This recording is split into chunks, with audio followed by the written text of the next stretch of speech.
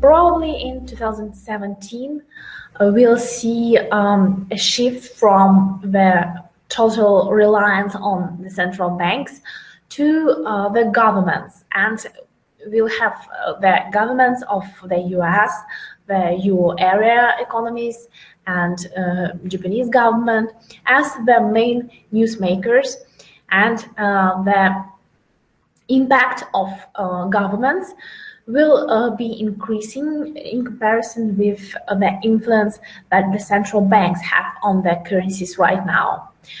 This all probably goes back to the so-called currency wars, which have begun after the global financial crisis. We saw different central banks make their monetary policy looser and looser, and at this point I think we have approached the limits of this policy, and now the action will be switched from central banks to the governments, and central banks will slowly but surely try to taper their loose monetary policies.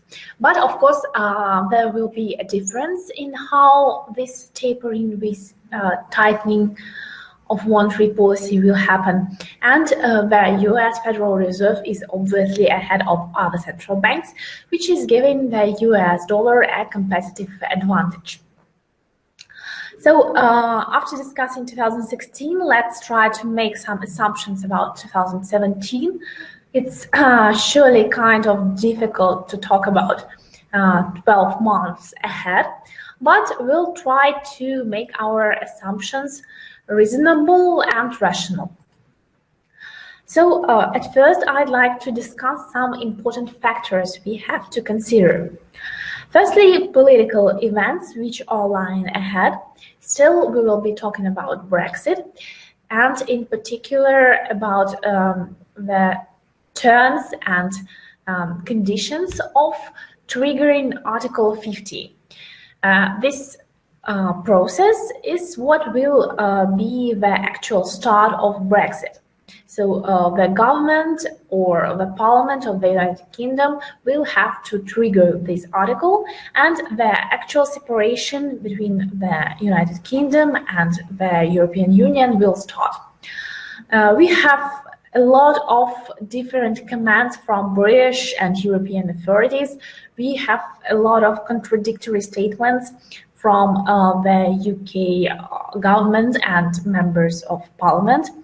And for now, the general idea is that the UK government will have to present Brexit plan by March 2017, and the members of parliament will agree, will study this plan, and they agree to start the Brexit process in March 2017.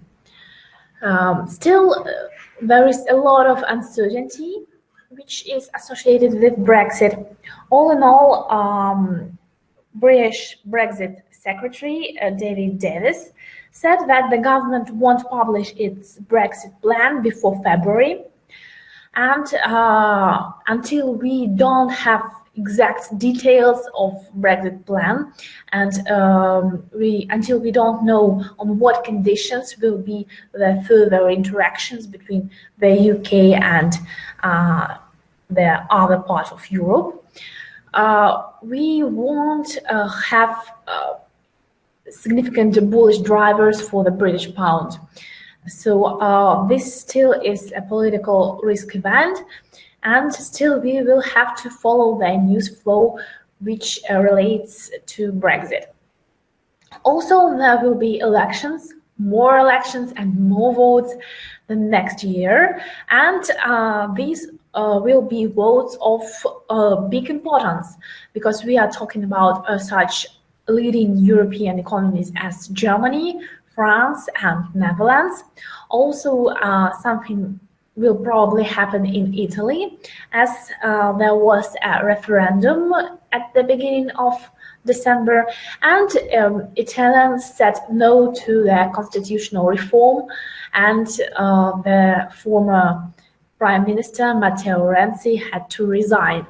So Italy is on the side of political uncertainty as well, and I expect some elections or probably some other important events in this country next year also. And New Zealand is on the list of the countries where we will have elections next year. As if we are talking about France, Germany, and Netherlands, there are serious reasons to believe that forces which are against the euro area, which want these economies to separate themselves from the euro area, are getting more and more popular, and this surely increases the risks which are related to these elections. So we will have events to watch, and it will be a great show, I'm sure. Another important factor is China. It is also an important factor during the recent years. All of you probably know that China's economic growth is slowing down. There are also concerns about Chinese regulations of its financial markets, that there are some financial bubbles there, about the high debt of Chinese entities, and a whole bunch of problems which exist in this one of the leading economies of the world.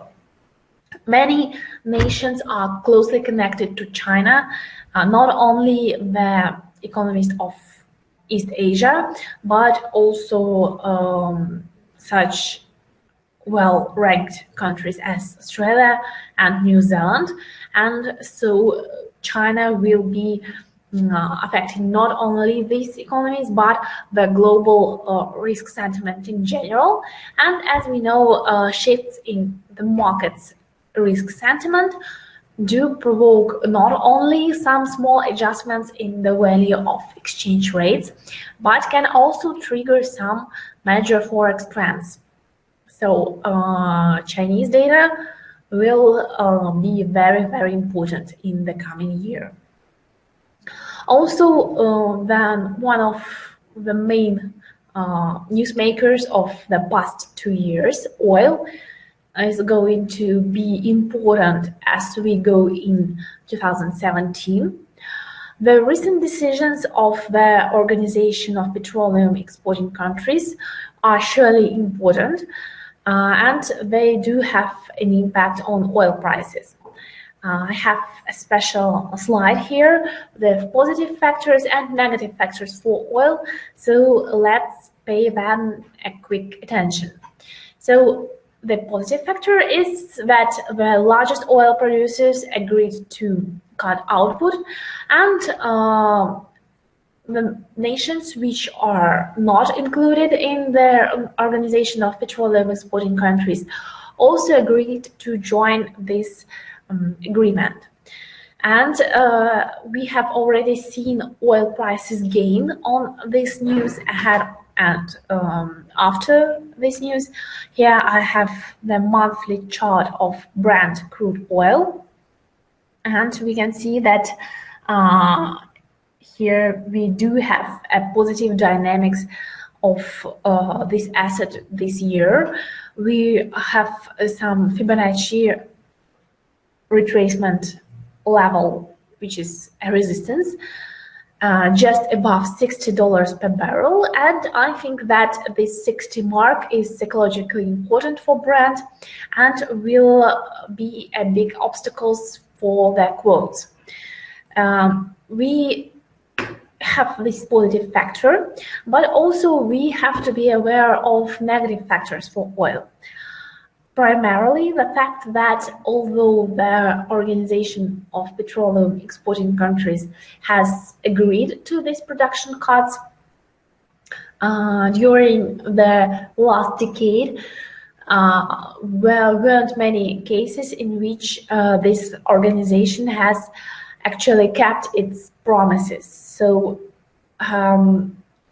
we shouldn't be very confident that the oil producers will stick to this plan.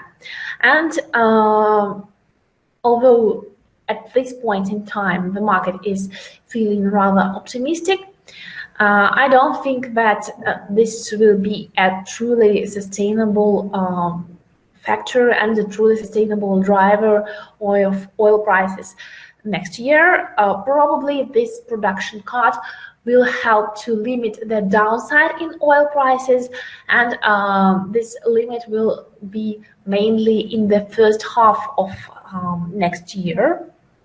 But then new downside pressure on oil may materialize. We should also remember that higher oil prices act as incentive for the US shale producers to enter the market, as they don't produce when the price is low, but higher prices make their production profitable and make them return to the market. And as they return, supply of oil increases once again, and this in turn is having a negative impact on prices. And this is why I believe that we will have a kind of ceiling on oil prices around $60 per barrel for Brent crude oil. And another factor to consider is that growth in China's oil imports is expected to slow by more than 60% in 2017. So China is a big consumer in Asia and in the world. So such trend and such expectations of demand from China surely are not encouraging for oil prices. So the conclusion is that oil advance isn't sustainable. The prices will have support as we go into the next year, but we shouldn't expect the price to shoot above $60 per barrel mark.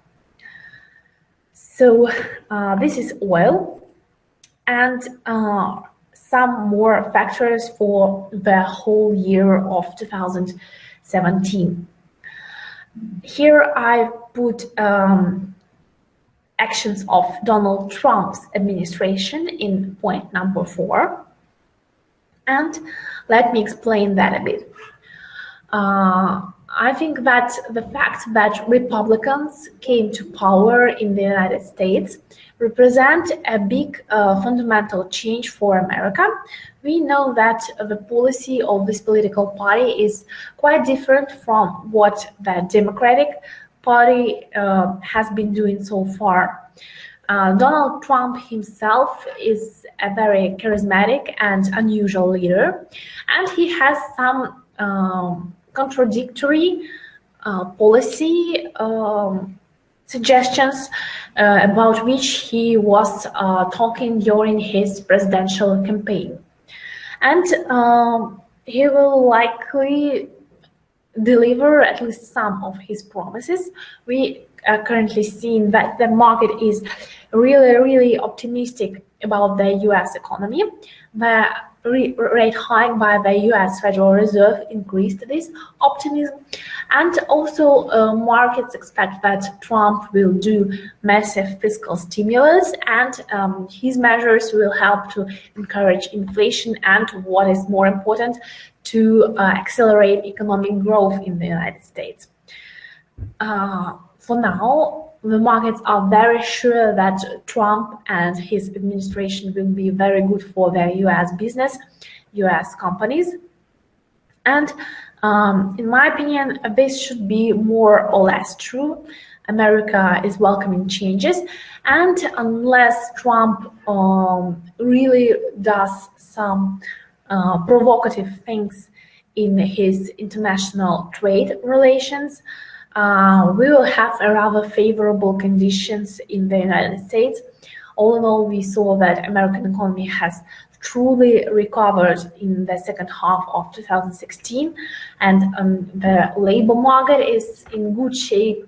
The sentiment of the market is in good shape, and the economy in general. So I'm quite positive here, but the exact policies, the exact plans of Donald Trump are still unknown, and as he reveals these plans and thus these policy steps in 2017, will surely feel the impact on the market and on the currency market in particular. So the actions of Donald Trump will be important for the US dollar, and through the international trade policies, which are one of the main points in his program, will affect other currencies and other economies. So we'll be watching Trump for sure.